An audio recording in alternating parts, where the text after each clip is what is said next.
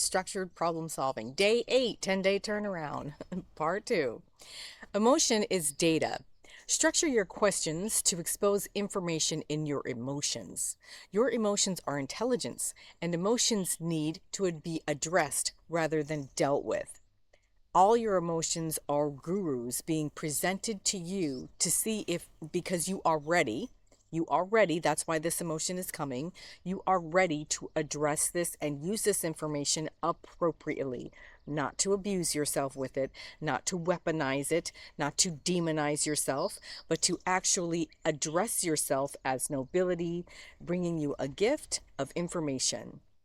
So whatever emotions keep surfacing, write those down and ask yourself, what is this emotion trying to direct my attention toward that will give me information about myself that I can use to move forward?